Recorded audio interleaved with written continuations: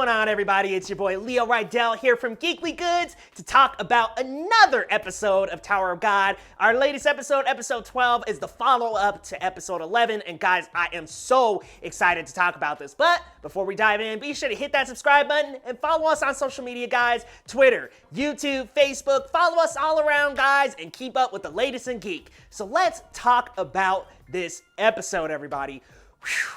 Another good episode from Tower of God. I am just floored with the kind of open-ended endings they have in every single episode. Now, I don't want to skip too far ahead, but we know from the end of part 1, Indorsi is given the task of killing Anuk, but she doesn't do it, and I'm really excited. I knew that was going to happen. I made that prediction last episode that she wasn't going to kill Anuk. They've become really close friends, especially after that first battle and first encounter, and they become close friends with Bam. So they've kind of come to a different understanding with the princesses of Jihad because Anuk's mother actually did break the rule of the princesses of Jihad. They're not supposed to have children, and unfortunately that did happen, but you could tell Indorsi has this connection with her. You can tell they're definitely friends at this point. And I'm really glad to see these characters develop to a point where that barrier that they had in the beginning is already broken.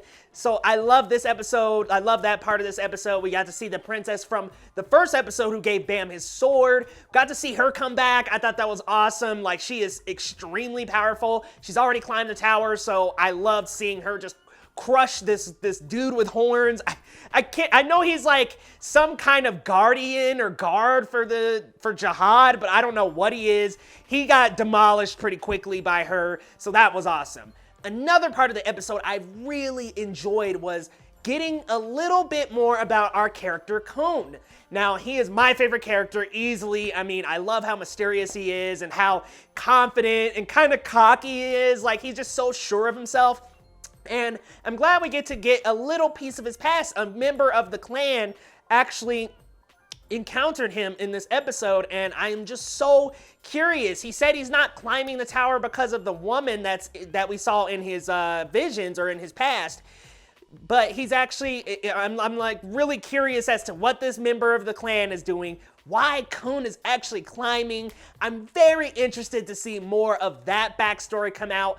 I'm holding myself from reading the webtoon and reading ahead. I have read it already, but I can't quite remember what happens, but I'm just like, all right, let me surprise myself because this crisp, smooth animation is so amazing to follow and the music is great. Like, this anime is just a treasure. And then you've got another storyline, of course, with Bam and Rachel, and they're taking the test. They're taking that the more advanced test out of all of them, and I'm really excited for what's to come with that. Spoiler alert, Bam, the bull is sent after Bam, so the bull from the last episode is sent to attack Bam and Rachel, and guess what? Bam defeats it, which is awesome. I was like, I knew he would. He learned how to use his Shinsu in a different way. You could tell his Shinsu actually glows this blue color, and then it changes from this blue to this radiant gold that just shines through the episode. And when he defeats the bull, right after, it seems him and Rachel are ascending. They completed the test together, and Rachel pushes him off. And I'm just like, oh my God, like, she's awful. Like, what a horrible character. Like, this is a character that Bam has stood for through and through, has defended, has saved, has told her to her face multiple times he's gonna take her to the top of the tower.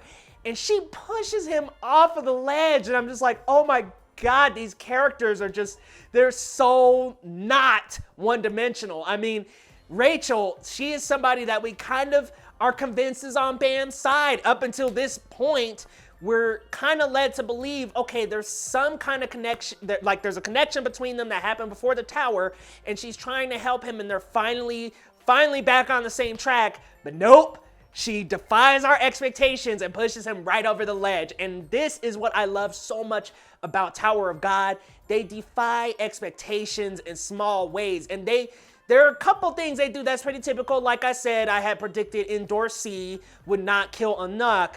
But I never saw this coming with Bam and Rachel, and there are just several little moments in the series where, again, they defy your expectations and they do things that you did not expect. So I love that about the characters. They're not predictable. You really don't know what's gonna happen. Bam kind of has the chosen one written all over him, but still, we still don't know what's gonna happen with that character.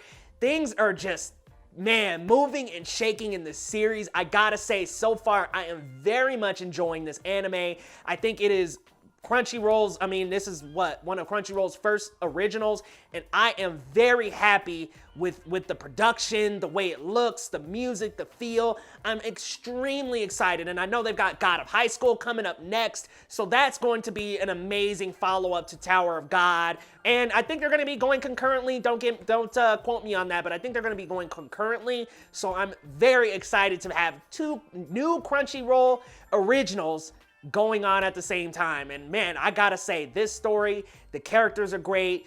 Bam is a little bit of a typical main character, but there is something to him that is very curiosity inducing. Like he's a mysterious character. We know something's going on with him, but in the back of my mind, I'm watching the episode and I'm just like, what is it? Something is happening with this guy, and I'm just really excited. And then we figure out he's an irregular, and I'm just excited to learn more. And like I said, we kind of follow the series through Bam's lens. We learn more and more and more. More layers come uncovered every single episode, and I gotta say, I'm just really loving this show so far.